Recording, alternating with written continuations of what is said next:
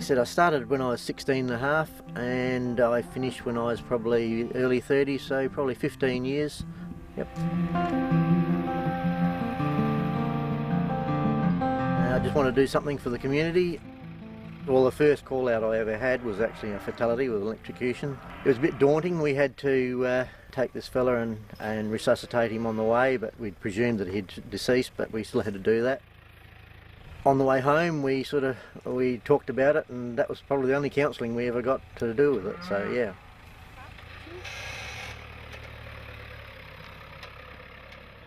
It does take a bit of time out of your day, but the rewards are there, knowing that you're helping the community, doing things for that, like that, yes.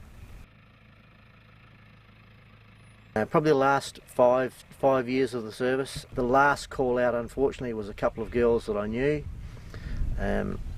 Most times with fatalities you had to take them to the hospital, but not actually take them into the hospital. They had to get a doctor out there to certify they'd deceased, and then you had to go and do all the formalities in the morgue and set them up on the morgue tables and all that sort of stuff. So that wasn't very pleasant. But these two young people that I knew, in my last few years of the ambulance, it was just getting a bit too much for me, and I didn't feel like I wanted to do that sort of thing. So in the morgue, and I got somebody else to do that.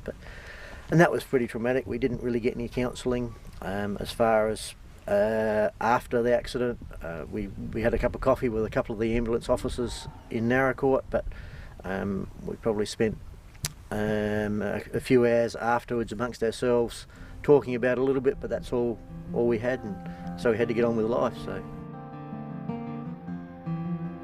a lot of people involved with road accidents or thinking about driving and drinking and driving recklessly probably don't take into consideration the trauma it causes for the ambulance officers, the fire department, and more so probably for the policeman, that in a small country town like this, he knows everybody, and it's very upsetting for him to go around to somebody that he knows and tell them that one of their family is deceased.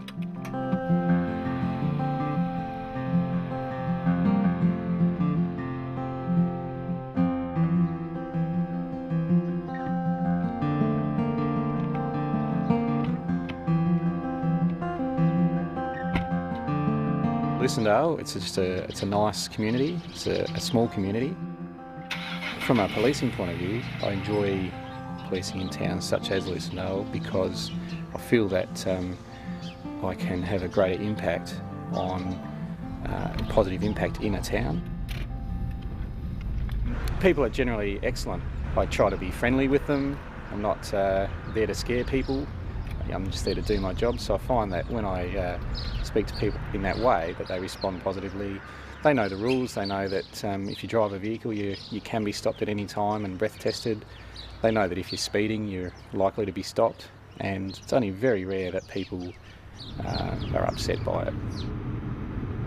In the Lucindale policing district, there's been a large number of fatalities over the years, but they tend to have been spread fairly well. And but saying that, just on the edge of my area towards Narracourt, there's a bridge called the Mosquito Creek Bridge, and that's I'd refer to that as a black spot. There's been 2 fatalities there, very close together, in a fairly short time frame.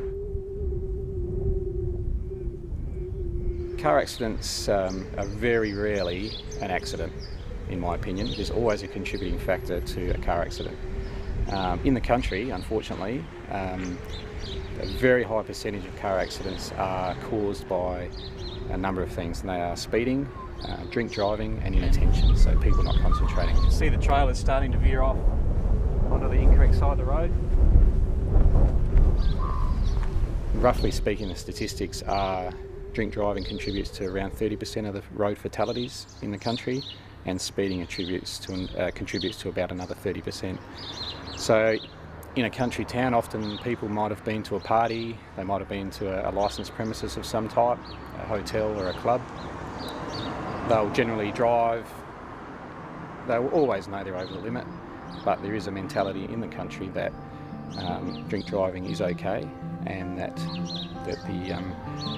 they're not going to be affected by the consequences of it, i.e. having a crash and dying.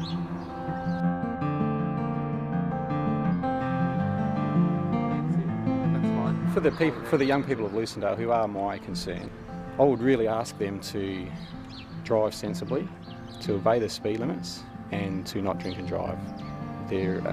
As I mentioned, there is a culture in most small towns, and Lucindale is included in this, that drink driving is okay. I've witnessed it myself. People have told me that it's okay, and clearly, as I mentioned, the statistics show that it's not, and it contributes to a great deal of grief in small country towns. I'm Margaret Wilkes, Mummy Wilkes more commonly known as. I've been here 41 years. My name is George Fallon. I came up here in 1940. Can you tell us where we are today? In the Lucindale Cemetery. Beautiful place. Cool. And can you tell us about some of the gravestones that we see here today? Can you tell us about any of the local people that have been involved in car accidents that you know of? Yes, there's a few. There's Helen Mason and Jennifer Atwell. They were killed just out of Lucindale. And Andrew McRae, he was killed on the Hynham Road coming home from football. And where were they? Where did they have their accidents? Helen and Jenny were just out of Lucindale, about a kilometre, I guess, just past the council depot. And Andrew was on the Hynham Road, just near the Don Swamp there. Cool. Are there any others that you can think of? Susan Mason and her son Lynn, they were killed on the Coorong Road coming home from Adelaide. Have you ever been personally affected by someone who's had a car accident? I lost a son, he's buried at Kingston. Yeah, cool. What happened in his accident? Well, we don't rightly know. He was talking on the phone, and I think he was putting the phone back down on the cradle. That's the only explanation I've got. And he ran across the road and hit a tree near the meatworks, other side of the meatworks. And is he here today? No, he's in Kingston. He's buried in Kingston. Yeah. There's a black post on the Hynham Road where he was killed. Yeah. Is there anything you guys would like to say to the young people in this area about driving safely on the road? Slow down. Don't drink and drive. What about you, Joyce? I second that one.